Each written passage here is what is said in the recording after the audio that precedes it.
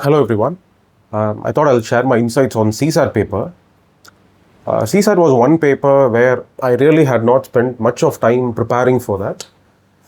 But I had a very fail-safe strategy.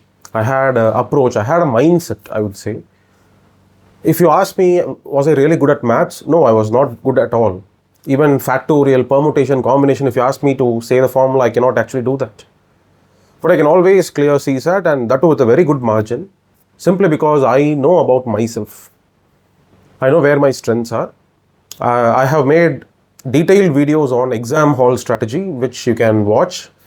I'll just share the link of that video in the description box in the comment section. Maybe if you have a lot of time, watch it. But otherwise, I'm sure with the kind of question paper you have faced in 2026, more or less people have performed decently well in reading comprehension. It's not like reading comprehension was so difficult. No, at least 15 to 16 questions I think most aspirants were able to get. But it was in the other sections where they panicked. And that's where I have some advice to offer to you. The biggest mistake aspirants do is labeling questions, classifying questions. That's a very wrong way of looking at CSAT. You look at a question as it's a work and time question. You look at another question as it's a percentage question. You look at another question as I don't know how you even classify these questions. But to me, you should not look at one theme and practice. Because what happens is, let's say you spend 2 days, 3 days working hundreds of questions on work and time. UPSC only needs a slight twist in that same topic. And that's what exactly pulls you down in the exam hall. You feel that work and time is your strong forte. It's your strong area. But the way UPSC has twisted that question, you are very foolishly, you are misled into attempting the question and wasting time, wasting 5, 6, 7 minutes.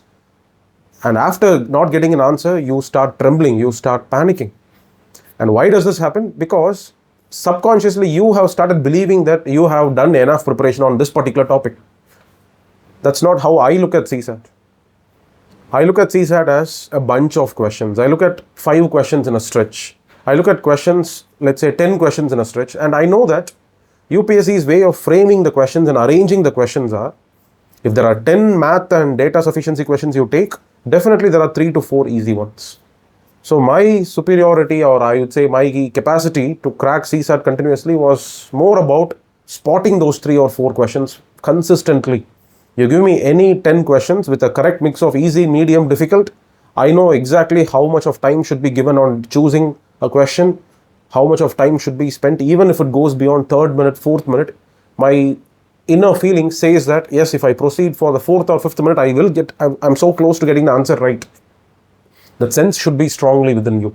This is what is getting tested in CSAT. It's not about whether you have covered one topic after the other topic. And a lot of students, after failing in 2026 prelims, if I ask them about what is your roadmap ahead, the answer that they give is, I plan to enroll in a set of math classes.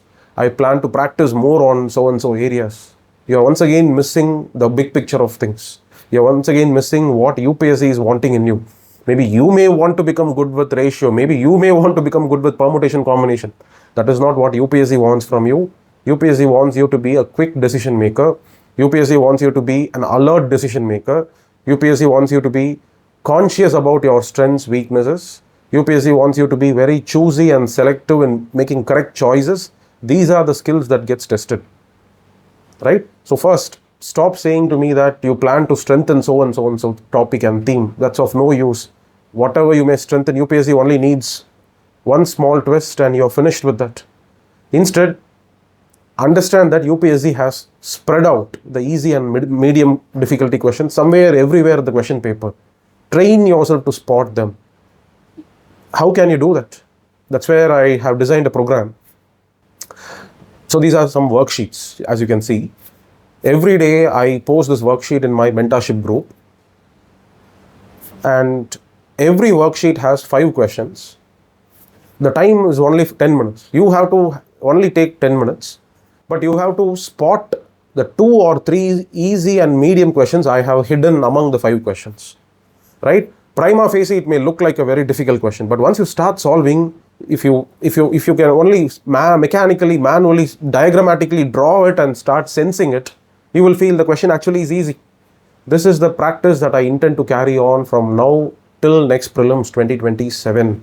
And I think it's just a 10-minute practice. In fact, I would say you spend 10 minutes, solve 2 or 3 correct questions. After that, don't even worry about the difficult 2 questions. Leave it. Because even by practicing it, it's no guarantee that you will be able to solve all the difficult questions on the exam hall. But your intent, my intent is to simply prepare you to become smart enough to spot those 2 to 3 questions on a daily basis. It's more like a life skill. Okay, you may believe me or believe me not, but to be honest, I have never practiced CSAT. Hindu paper reading was my CSAT preparation for RC. And data interpretation, data sufficiency, math, all of that was more on the spot. Just went, picked and chose all the easy questions, middle level of difficulty questions, just focused on them. There could be some questions which may have even taken 5-6 minutes, but I just don't let my calmness and coolness disappear when I encounter such questions. Because I know there are alternative questions. Maybe I spend 1 minute or less than that, I can still get answers right. Right? So, are you able to hold your nerves when you solve the question? Are you convinced about the correct question that you have selected? These are the things that you'll have to develop, and this is not something that you develop by mindlessly going and solving question after question after question. There are aspirants who have done all the basic drill and still have failed in CSAT. Why? Whatever I just mentioned about quickness in making decisions, in correctness in making decisions, in handling a group of questions, having an open mind, being adaptable on the moment of the examination instead of believing that you have only 5-6 areas that you're really good at. So when you start believing that you are good at so and so area, you will end up wasting disproportionate amount of time on difficult questions that are asked from those areas. Whereas if only you are a little flexible, if your eye can see all the easy questions, you actually easily solve CSAT. CSAT is not about how much mastery you have over permutation, combination. It's not a group of checklist of topics to be ticked. It's a group of skills to be ticked, whether you have them or not. And if you enroll in the mentorship, you get daily practice sheets like this. And this practice sheet is not to teach you any formula. The practice sheet is to make you understand yourself better. The practice sheet is simply to help you get convinced within yourself that given a choice of 5 questions, there are always 2 easy questions somewhere here.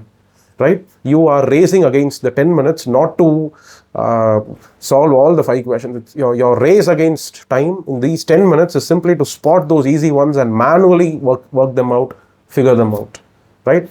People who have cleared CSAT this year, they have not cleared because they are so good at formulae. They were just good at managing time between the correct reading comprehension questions, between ensuring the correct mindset, correct caution was there when they solved data sufficiency questions, and being very selective in attempting maths questions. This is what you will be building on a daily basis starting from today. So it's today we launch this additional component of the mentorship program. And if you want to know more about my mentorship, what happens in that, it's a set of interesting activities that happens. Right? There's a lot of writing work that goes on. As you can see, these are all everyday writing by students. The students are given assignments by me in the morning. They write it. So it's like it takes care of their content building. It takes care of their reading comprehension on a daily basis. They have their own original set of notes. So they don't have to depend on somebody else's notes on what should I prepare for so-and-so topic. So that note building takes place. But all of that is of no use if they cannot clear CSAT, and that's why this additional component of CSAT is introduced from today onwards. I hope if you have problems in CSAT, make a wise decision. Do not blindly go, simply end up wasting 2 hours every day or 10 hours in a week or whatever it is. Have a vision, right? Simply solving and finishing topics is no guarantee of success in CSAT. It's your mind that can guarantee you success. All right, thank you.